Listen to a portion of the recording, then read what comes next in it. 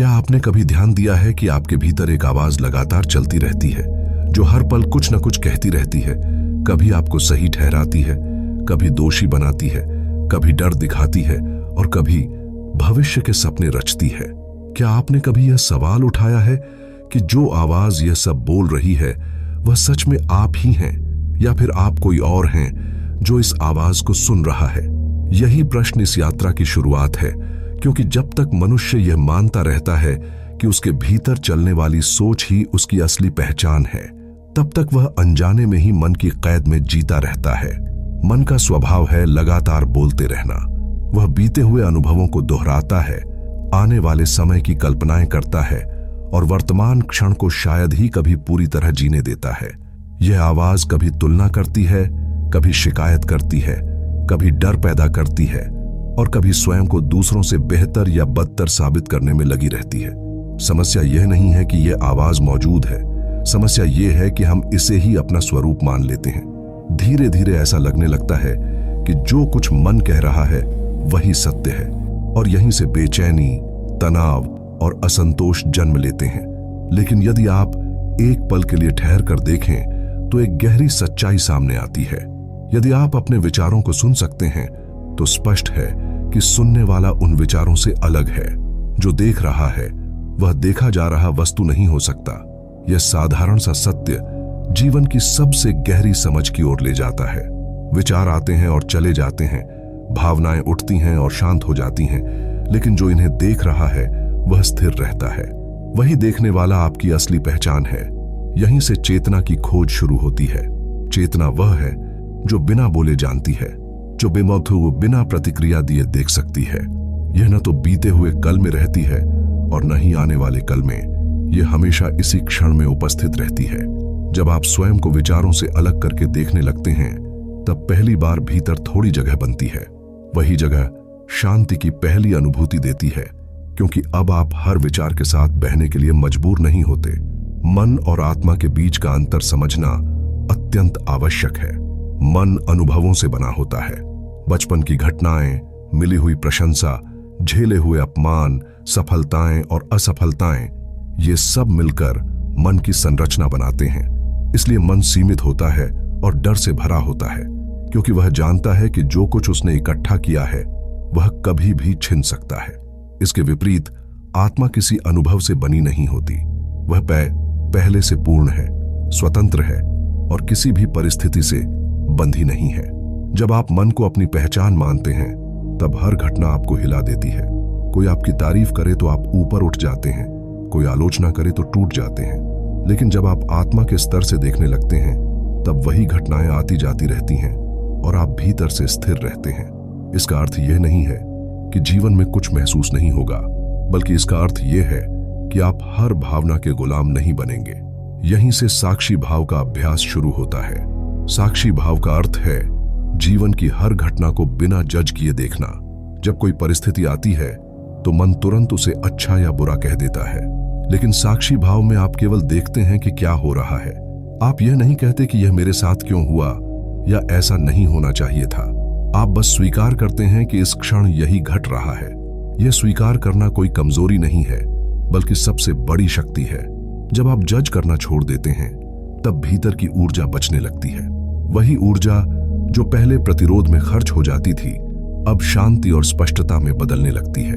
साक्षी भाव धीरे धीरे आपको यह सिखाता है कि हर परिस्थिति अस्थायी है, चाहे वह सुखद हो या दुखद। जो स्थायी है वह है देखने वाली चेतना। इस प्रक्रिया में सबसे महत्वपूर्ण कदम है पहचान से दूरी बनाना। हम आमतौर पर कहते हैं कि मैं गुस्से में हूं, मैं दुखी हूं, मैं असफल हूं, लेकिन जब आप गहराई से देखते हैं तो पाते हैं कि गुस्सा आया है, दुख आया है, असफलता का अनुभव हुआ है। फर्क केवल शब्दों का नहीं है, फर्क अनुभव का है। जब आप कहते हैं कि मैं दुखी हूं तब आप दुख बन जाते हैं। जब आप कहते हैं कि मेरे भीतर दुख की भावना उठी है तब आप उससे अलग हो जाते हैं। यह दूरी ही मुक्ति की कुंजी है। दूरी का अर्थ यह नहीं है कि आप जीवन से कट जाएं, बल्कि इसका अर्थ है कि आप जीवन में पूरी तरह शामिल रहते हुए भी भीतर से स्वतंत्र रहते हैं। आप हंसते हैं, रोते हैं, प्रयास करते हैं, असफल होते हैं, लेकिन हर स्थिति में यह जानते हैं कि आप इन सब से परे भी हैं। धीरे धीरे जब यह समझ गहरी होती है, तब भीतर एक नया अनुभव जन्म लेता है। मन की आवाज अभी भी आती है, लेकिन अब वह आपको नियंत्रित नहीं करती। वह एक पृष्ठभूमि की तरह हो जाती है और सामने चेतना की शांति प्रकट होने लगती है। यह शांति किसी बाहरी उपलब्धि से नहीं आती, यह स्वयं को पहचानने से आती है। जब यह पहचान धीरे धीरे गहरी होने लगती है, तब मनुष्य का ध्यान केवल सोच तक सीमित नहीं रहता, बल्कि वह अपने भीतर चल रही भावनाओं और संवेदनाओं की ओर भी जागरूक होने लगता है। अब व्यक्ति यह देखने लगता है कि केवल विचार ही नहीं, बल्कि भावनाएं भी उसके जीवन को गहराई से प्रभावित करती हैं। यहीं से ऊर्जा और भावनाओं की समझ का द्वार खुलता है, क्योंकि जब तक भावनाओं को सही रूप में नहीं समझा जाता, तब तक भीतर की शांति स्थायी नहीं बन पाती। अक्सर हम भावनाओं को केवल मानसिक अवस्था मानते हैं, लेकिन वास्तव में हर भावना शरीर में ऊर्जा के रूप में प्रकट होती है। जब कोई खुशी आती है तो शरीर हल्का और खुला महसूस करता है। जब डर आता है तो सीने में जकड़न महसूस होती है। जब दुख आता है तो शरीर भारी हो जाता है। यह सब संकेत हैं कि भावना केवल सोच नहीं है, बल्कि जीवित ऊर्जा है जो भीतर बह रही है। समस्या तब पैदा होती है जब हम इस ऊर्जा को बहने नहीं देते। बचपन से हमें सिखाया जाता है कि कुछ भावनाएं सही हैं और कुछ गलत। गुस्सा करना गलत है, रोना कमजोरी है, डरना ठीक नहीं है। इन धारणाओं के कारण हम भावनाओं को दबाने लगते हैं। जैसे ही कोई अप्रिय भावना उठती है, हम उसे रोकने की कोशिश करते हैं, उससे भागते हैं या उसे नजरअंदाज करते हैं। लेकिन ऊर्जा का स्वभाव है बहना। जब उसे रोका जाता है, तब वही ऊर्जा भीतर रुककर पीड़ा का रूप ले लेती है। यही पीड़ा आगे चलकर तनाव, बेचैनी और असंतुलन बन जाती है। व्यक्ति समझ नहीं पाता कि वह क्यों भारी महसूस कर रहा है, क्यों बिना किसी स्पष्ट कारण के चिड़चिड़ा रहता है। वास्तव में भीतर दबी हुई ऊर्जा अपना रास्ता ढूंढ रही होती है। यह ऊर्जा नष्ट नहीं होती, यह केवल जमा होती जाती है। यही जमा हुई ऊर्जा भीतर अवरोध बन जाती है। ये अवरोध अचानक नहीं बनते, ये वर्षों के अनुभवों से बनते हैं। कोई ऐसा पल जब आपको गहरा दुख लगा और आपने उसे पूरी तरह महसूस नहीं किया। कोई ऐसा डर जो कभी व्यक्त नहीं हुआ। कोई ऐसा आघात जिसे आप जल्दी भूल जाने की कोशिश करते रहे। ये सभी अनुभव शरीर और मन के भीतर एक स्मृति की तरह बैठ जाते हैं। समय के साथ ये स्मृतियां ऊर्जा के प्रवाह को रोकने लगती हैं। जब ऊर्जा स्वतंत्र रूप से नहीं बह पाती, तब जीवन भी सहज नहीं रहता। व्यक्ति छोटी छोटी बातों पर अत्यधिक प्रतिक्रिया देने लगता है। कभी बहुत अधिक संवेदनशील हो जाता है, तो कभी बिल्कुल सुन्न सा महसूस करता है। यह सब संकेत हैं कि भीतर कहीं ना कहीं ऊर्जा फंसी हुई है। इन अवरोधों को हटाने के लिए किसी बाहरी उपाय से अधिक भीतर की ईमानदार जागरूकता की आवश्यकता होती है। यहाँ एक बहुत गहरी सच्चाई सामने आती है कि दुख का असली कारण भावना नहीं है, बल्कि भावना के प्रति हमारा प्रतिरोध है। जब कोई अप्रिय अनुभव आता है, तो हम तुरंत भीतर से कहने लगते हैं कि यह मुझे नहीं चाहिए, यह गलत है, यह क्यों हो रहा है। यही विरोध भीतर तनाव पैदा करता है। यदि वही भावना बिना विरोध के आने दी जाए, तो वह कुछ समय बाद स्वयं शांत हो जाती है। मान लीजिए भीतर दुख की लहर उठी। यदि आप उसे पूरी तरह महसूस करने दें, बिना यह सोचे कि यह ठीक है या गलत, तो वह लहर धीरे धीरे कमजोर होकर समाप्त हो जाएगी। लेकिन यदि आप उसे रोकने की कोशिश करेंगे, तो वही दुख लंबे समय तक भीतर बना रहेगा। यही कारण है कि कई लोग वर्षों पुराने दुख को आज भी ढो रहे होते हैं, जबकि घटना तो कब की समाप्त हो चुकी होती है।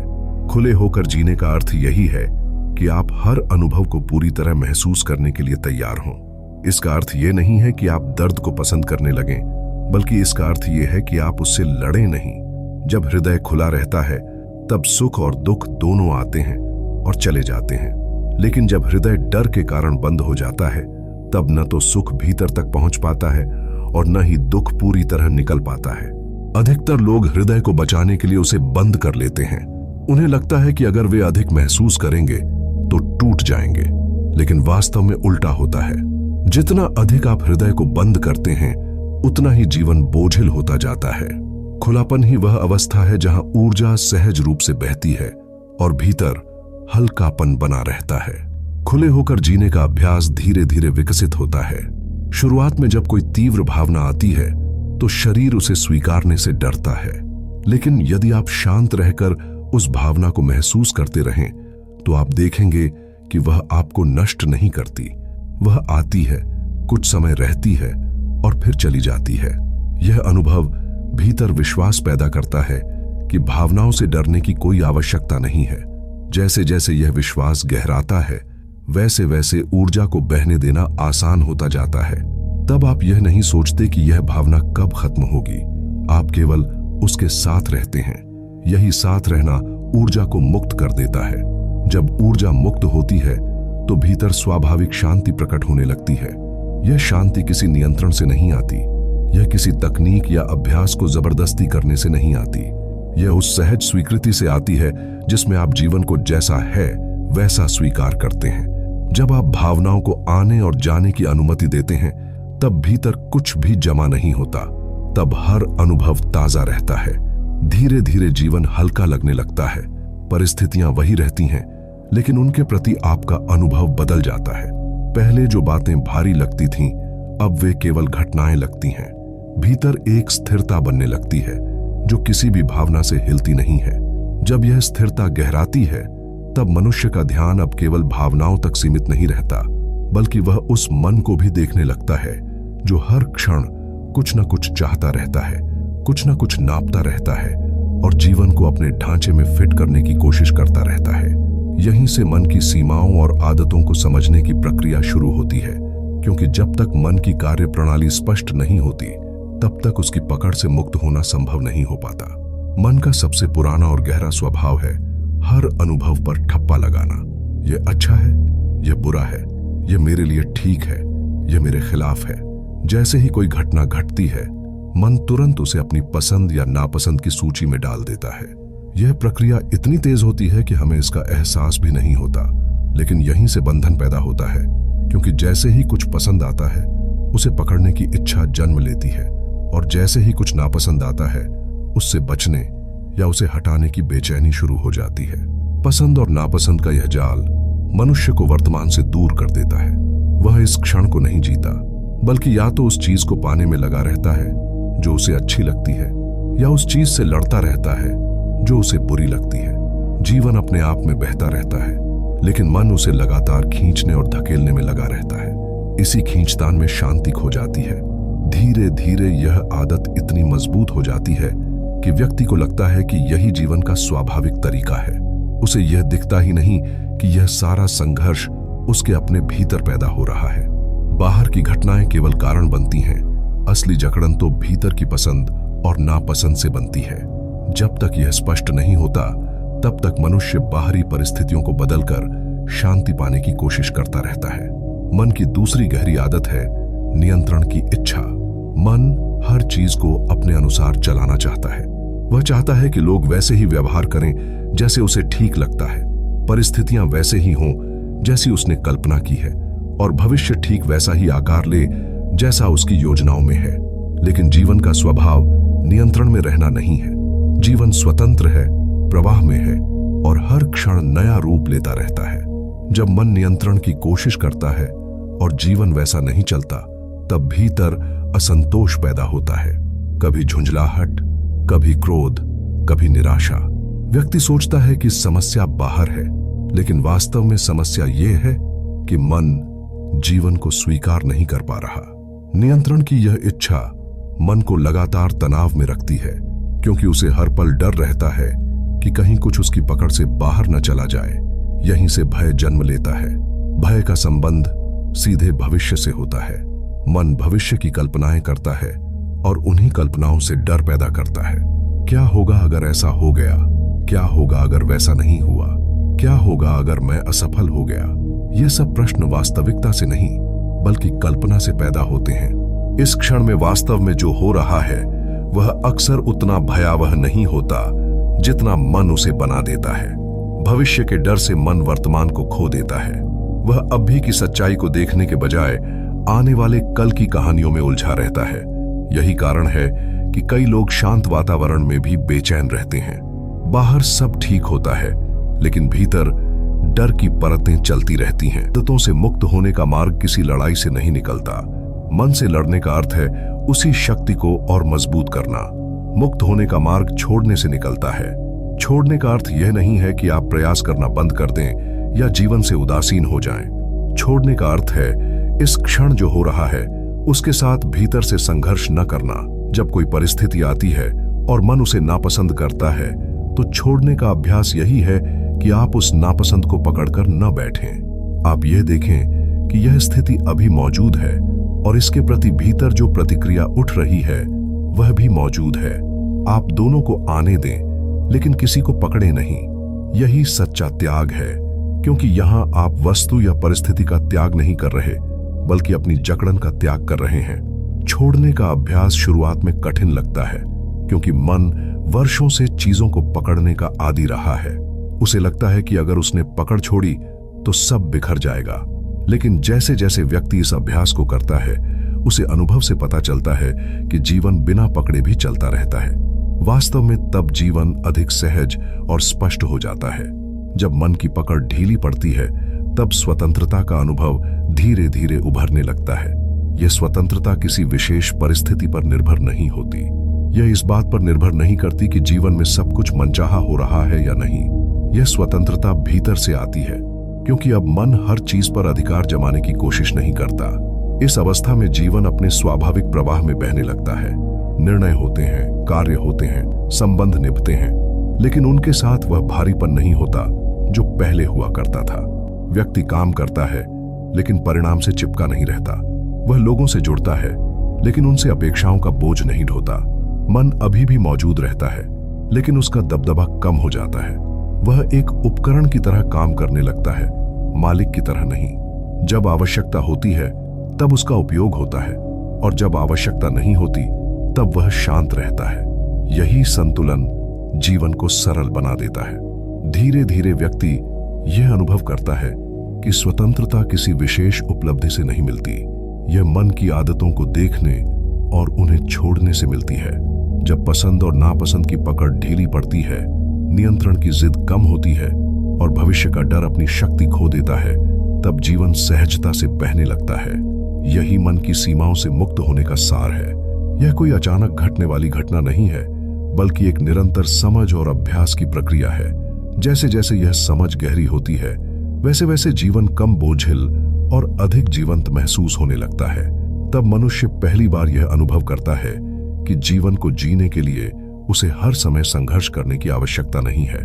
जीवन अपने आप में पर्याप्त है, बस उसे अपनी शर्तों पर बहने देने की जरूरत है। मनुष्य पहली बार यह महसूस करता है कि अब उसे जीवन से लड़ने की जरूरत नहीं है। अब जीवन कोई समस्या नहीं रह जाता, बल्कि एक ऐसी प्रक्रिया बन जाता है जिसमें हर क्षण अपने आप में पर्याप्त होता है। यहीं से समर्पण और मुक्त जीवन की समझ जन्म लेती है, क्योंकि अब व्यक्ति यह देखने लगता है कि जितना अधिक उसने जीवन को नियंत्रित करने की कोशिश की, उतना ही वह उलझता चला गया। मनुष्य अक्सर जीवन को शत्रु की तरह देखता है। उसे लगता है कि जीवन उसके खिलाफ है, परिस्थितियां उसके अनुसार नहीं चल रही और लोग उसे समझ नहीं पा रहे। इसी सोच के कारण भीतर संघर्ष बना रहता है। लेकिन जब दृष्टि बदलती है, तब जीवन का अर्थ भी बदल जाता है। तब जीवन कोई विरोधी शक्ति नहीं लगता, बल्कि एक शिक्षक की तरह प्रतीत होता है, जो हर परिस्थिति के माध्यम से कुछ न कुछ सिखा रहा है। जब व्यक्ति जीवन को गुरु की तरह देखना शुरू करता है, तब हर अनुभव अर्थपूर्ण हो जाता है। सुख केवल सुख नहीं रहता और दुख केवल दुख नहीं रहता, दोनों ही सीख बन जाते हैं। तब व्यक्ति यह नहीं पूछता कि मेरे साथ ऐसा क्यों हुआ, बल्कि यह देखता है कि इस अनुभव से मुझे क्या समझ मिल रही है। यही भरोसा जीवन के प्रति एक गहरा अपनापन पैदा करता है। यह भरोसा किसी विश्वास प्रणाली से नहीं आता, बल्कि अनुभव से आता है कि जीवन जो भी दे रहा है वह भीतर की परिपक्वता के लिए आवश्यक है। इस भरोसे के साथ ही एक और गहरी पकड़ ढीली पड़ने लगती है, और वह है मैं की पकड़। यह मैं केवल नाम या शरीर नहीं है, बल्कि वह पहचान है जिसे मन ने वर्षों में गढ़ा है। मैं सही हूं, मैं गलत हूं, मुझे यह चाहिए, मुझे वह नहीं चाहिए। यही मैं हर समय स्वयं को केंद्र में रखता है और हर अनुभव को अपने अनुसार मोड़ना चाहता है। लेकिन जैसे जैसे समर्पण की समझ गहराती है, यह मैं धीरे धीरे हल्का होने लगता है। जब मैं की पकड़ ढीली पड़ती है, तब भीतर एक अजीब सी राहत महसूस होती है। अब हर बात को अपनी प्रतिष्ठा से जोड़ने की जरूरत नहीं रहती। कोई प्रशंसा करे या आलोचना, उसका असर पहले जैसा गहरा नहीं होता। व्यक्ति भीतर से जानने लगता है कि उसकी वास्तविकता किसी राय से तय नहीं होती। इसी क्षण शांति अपने आप प्रकट होने लगती है। यह शांति किसी प्रयास से नहीं आती, बल्कि पहचान छोड़ने से आती है। इस अवस्था में वर्तमान क्षण का अनुभव भी पूरी तरह बदल जाता है। पहले मन हमेशा आगे की ओर भागता रहता था। सुख भविष्य में है, शांति तब मिलेगी जब यह हो जाएगा, आनंद तब आएगा जब वह मिल जाएगा। लेकिन समर्पण के साथ यह भ्रम टूटने लगता है। व्यक्ति देखता है कि भविष्य कभी आता ही नहीं। जो भी आता है वह हमेशा वर्तमान के रूप में आता है। इसलिए अगर इस क्षण में पूर्णता नहीं है तो किसी और समय में भी नहीं होगी। जब कर्म सेवा बन जाता है तब जीवन में एक नई सरलता आ जाती है।